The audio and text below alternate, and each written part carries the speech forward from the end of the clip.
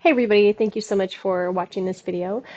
Today I'm making a video on the um, things like red flags that I feel like I should have noticed. So let me back up.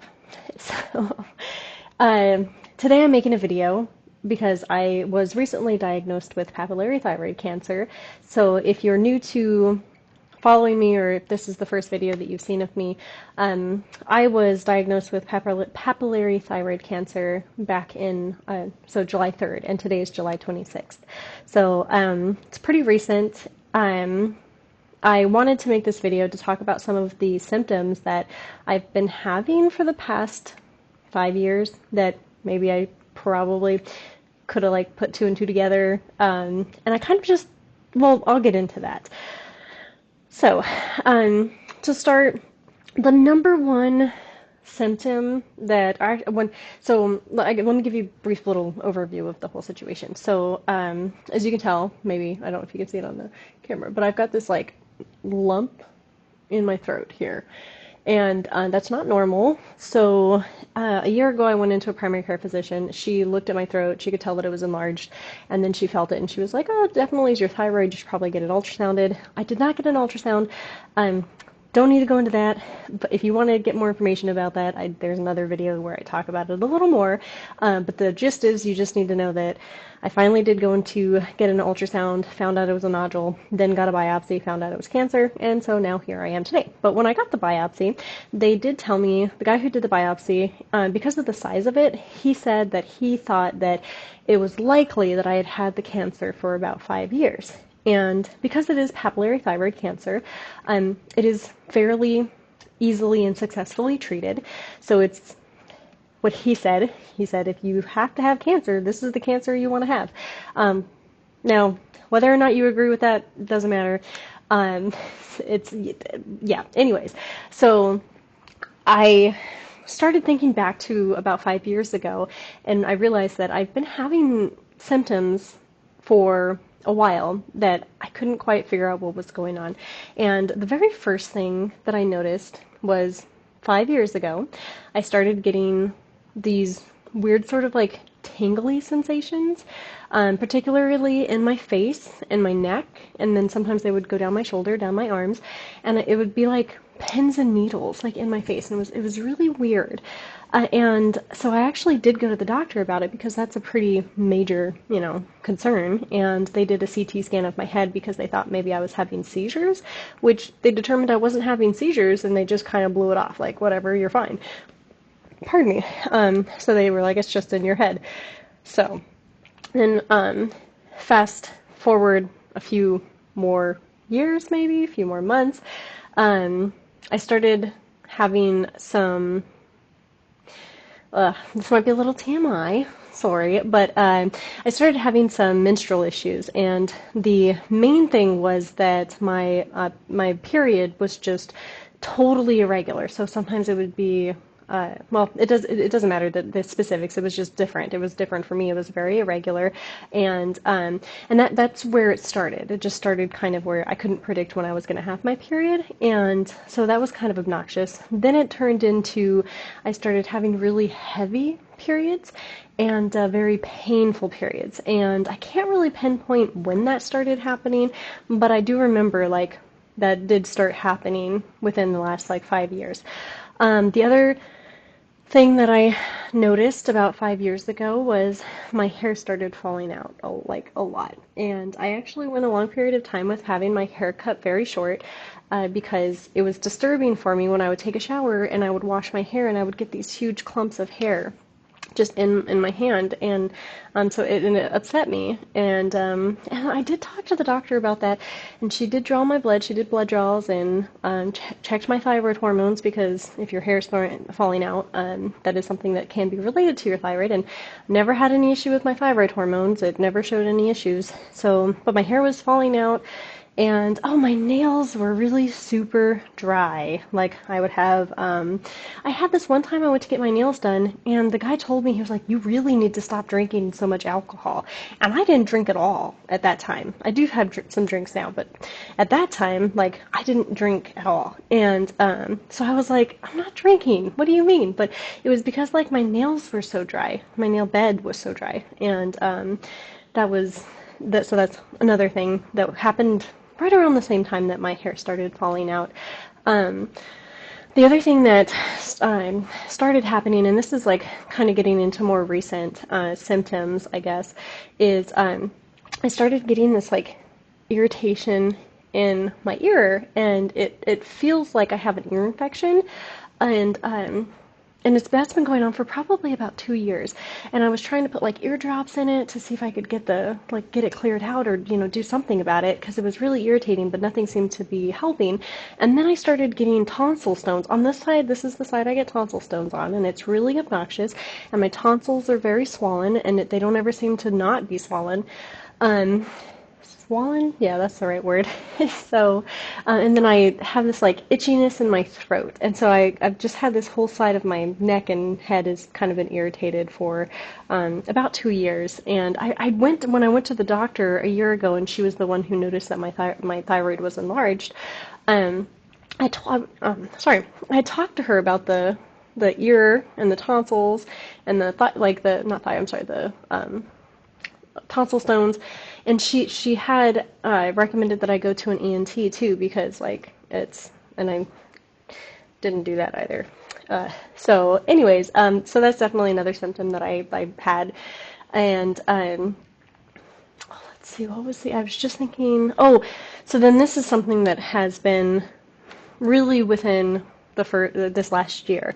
So it started with the hair falling out, the menstrual cycle being irregular, and the tingly numbness stuff, which actually has gone away for the most part. Sometimes I still get some tingles, but it was like at that point it was really like all the time, and so that kind of like subsided. But all those things happened at the same time: the tingly numbness, the hair falling out, and the menstrual cycle irregularity. And then it turned into the having really heavy periods and really painful periods. My hair was still falling out and really thinning. And then I started having the issues with like the ear and the neck and the tonsil stones and the tonsil. And then within this last year, I started having issues with some pretty major fatigue. And I didn't understand what was going on at the time, obviously. But I would just pass out at like 8 o'clock at night. Which I mean, in my head, I was like, oh, well, I get up at 5:30 and I do so much, and I like blah, blah, like I take the kids to school and I pick them up and I take them to their after school activities. And I was trying to work actually. And so I was like, I just have a lot going on and I'm just tired. And so I just pass out at 8 o'clock. And it was hard, and it just kind of started consistently, not consistent, it was getting worse, but it was kind of like it was like slowly getting worse, and so it wasn't like I woke up one day and I was just fatigued and exhausted. It was like, it started where I had a couple of days where I would start feeling kind of tired or like sick. It almost felt like I had a cold. And that would be like a couple of days a month, and then it kind of turned into like at least one day a week I was super fatigued, and then it started turning into most of the time I was fatigued, and sometimes I would have a good day. So that has been probably one of the hardest parts of this whole thing, is dealing with being fatigued. And a lot of it is because of my kids. I was feeling like, I remember thinking last year, because it's been summer and so I haven't been taking them to school, but last year when I was like, or last school year, when I was taking them to school and picking them up and taking them to their after school activities and stuff, and I was just so tired. And then I would still have to make dinner when I got home, and I was so tired. And I remember thinking, like, man, how do other people do this? Because I know other people do, and I did do it, and also I was like, why am I? Because I mean, I did that before, and it wasn't bad. And so I remember like thinking I would be driving and be so exhausted and just be like, what is wrong? Like, why am I so tired? And like I was, thinking maybe I needed to get rid of some of our pets. Like maybe it's too many pets, or find some way to, I don't know.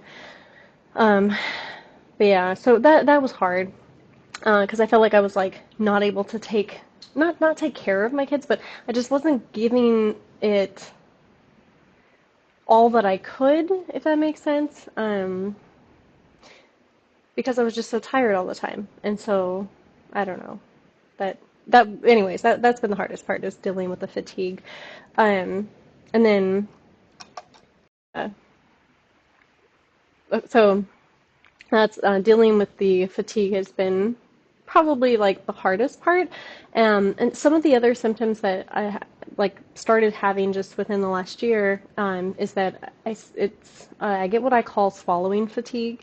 And so it's like I'm eating my food, and it's like I get fatigued in my throat and my jaw and and it just makes it like I get tired of eating. And I didn't know that, but now I know it's because I have this cancerous lump, which makes it more difficult to swallow, and like to swallow food, because I have to like really to get food down. And so doing that over and over again, you probably see like my um, muscles are kind of like because because I have to use extra muscle. And now that I'm thinking about it, I wonder if that's why like some of my neck muscles kind of get sore, like especially right up in here. Probably because of how I have to swallow to be able to get food down.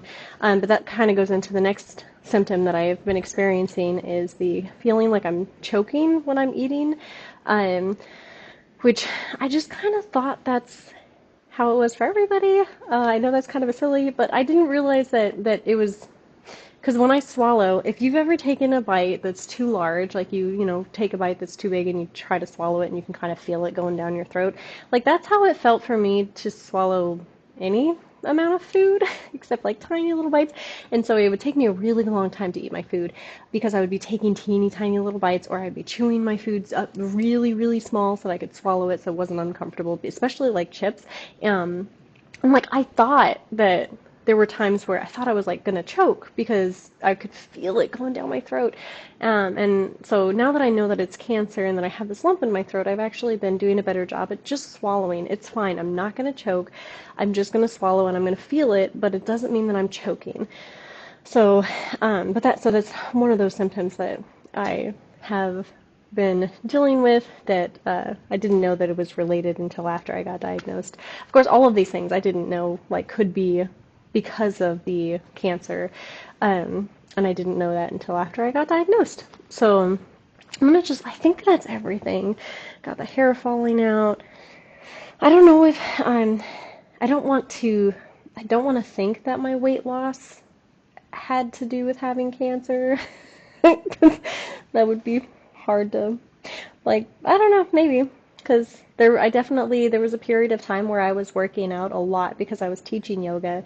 And so I would do multiple yoga classes a day. And it was really hard for me not to get emaciatedly skinny. Like, I had to eat a lot. And so maybe that has something to do with it. But I was also working out a ton, so oh, that reminds me. The last couple of months, what's been happening, which is really, really irritating. I get heat flashes and it drives me crazy. And I get heat flashes at night. And like, so I'm usually the kind of person, or I was usually the kind of person who would be cold all the time. Like, I didn't really care for the cold, and now I just get so hot all the time. I'm so like, and well, I guess I can say I'm hot all the time, but I definitely can't handle the heat. And so I've been complaining about wanting to get out of Arizona for like probably at least this last year's been bad. This summer, I've been complaining to my husband about wanting to get out of Arizona because I'm just so hot and it's so miserable. Like, it's so uncomfortable, which is weird because like normally I prefer being hot than cold. But then I'll also get these like major heat flashes. Like, I actually just had one just now, like while I've been taking this video. And the frustrating thing is that like I'll be super hot and start sweating, and then I'll just be freezing cold. Like, so I turn down the air conditioner to cool it off, and then all of a sudden I'm freezing, and I have to turn the air conditioner back up or put a jacket on because it's too cold. So that's been kind of frustrating to deal with as well. Um, and then of course a little bit, you can kind of hear it in my voice a little bit, like where my voice kind of starts to go out, like I get a little hoarse, and then I have to like or drink some water to like clear it. So yeah, I think that pretty much covers all of the symptoms that I can think of that I've been having. And hopefully after I have the surgery and get treated, I'll be able to go back through and say, well, I still have that going on, so maybe that wasn't connected to having cancer. Or I'll be like, oh yes, like my hair's not falling out anymore. Or well, I'm sure I'm not gonna have as hard of a time swallowing anymore. I sure would hope. But if the ear thing goes away, that would be so cool. Swallowing just fine would be cool. The menstrual stuff would be awesome because I still do have like not irregular. Well, it depends. Like I started taking some birth control to help regulate my menstrual cycle, and so that does definitely help a lot. And if I'm not on it, then I go back to having like the weird, wacky, painful periods. So I'm curious to see if that goes away too after I get this taken care of. Yeah, I would say if you got any questions, leave a comment or something. But to be honest, I'm probably not going to even be able to take a look at it until like, who knows? Because I get the surgery on the 1st, which is in 6 days. So I probably will not really. And then of course, like there's a recovery time. So I if you happen to have questions or if you wanted to talk about like the symptoms that you've had, I mean, this could really be a good place to like have a community of people who've maybe are going through it and they can go back and say, oh, hey, yeah, I had that symptom too. So yeah, awesome. Thank you so much for watching. I appreciate it. And if you're struggling or going through the cancer of any kind, just stay strong and take care of yourself.